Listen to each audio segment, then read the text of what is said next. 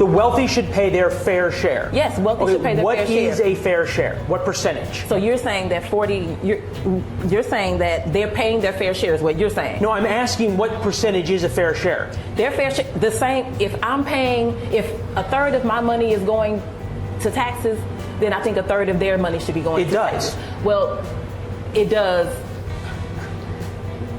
I'm trying to understand because you realize the effective tax rate on the poor is less than it is on the rich, right?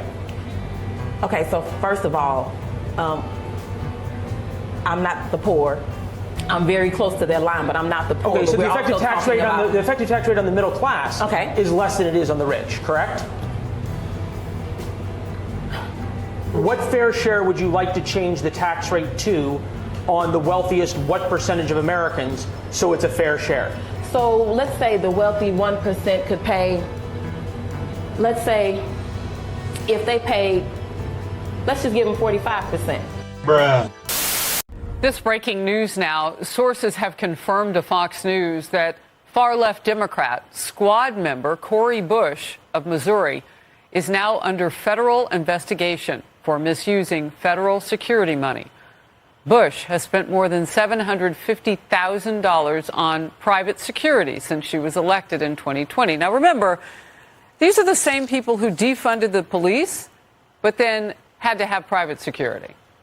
A watchdog has also demanded that the Federal Election Committee investigate $62,000 of that money that Bush paid to her now husband. He was her boyfriend back then. She hired him to be a security guard from her campaign account. You may remember Congresswoman Bush, one of the big proponents of defunding the police in 2020. I mention it again because look how much she spent to make sure she certainly didn't defund her protection. Flashback. We have this super aggressive police department, and they don't get to continue to just kill black folks in my community and I not say anything. So yes, defund your butts. Defund you. Take that money that we're using for MRAPs, the money that we're using for tear gas and stockpiling SWAT gear. We're going to take that money and put it into substance use programs. We're going to put it into education and mental health resources. We're going to take it and use it for our unhoused population. We are reallocating funds. You know, I'm not trying to hurt anybody's district.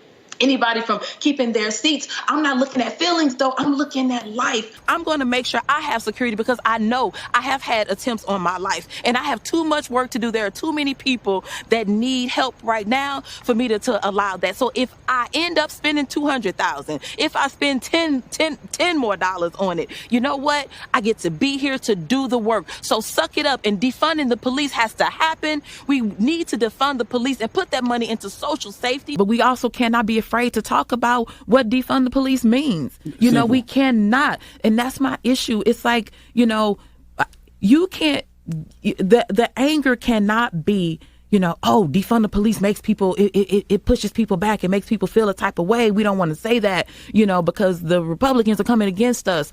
No. You know, they don't get to tell us what our message is, fix the problem, and then I won't have to say defund the police. And you've stuck by it. In fact, you're one of the few Democrats now who still says, let's defund the police. Are you worried at all that could hurt some of your colleagues going into the midterm elections? See, the thing about defund the police is we have to tell the entire narrative. People hear defund the police, but you know what they'll say? Say reallocate, say divest, say move. But it's still the same thing. We can't get caught up on the words.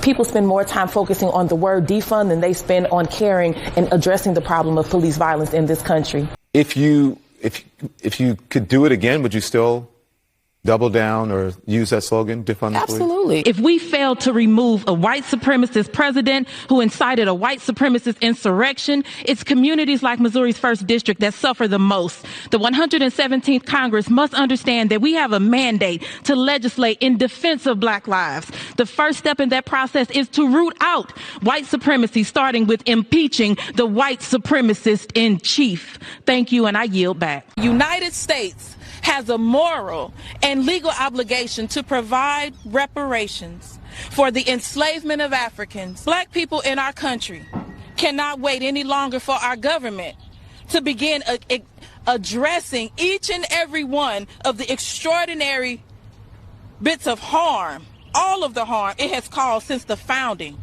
End of Flashback. So what was happening, there were a lot of issues with us retaining just good staff. What was happening, we had, we couldn't pay the big costs for security like some of my colleagues are able to do.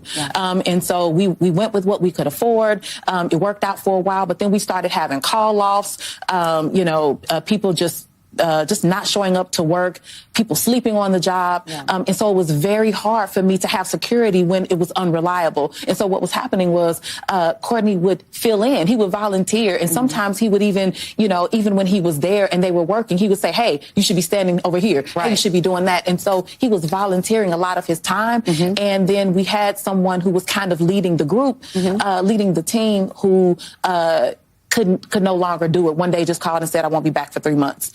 It left me in a position, there was no way I could manage a security team plus the work that I was doing. And so he was able to pick up that slack.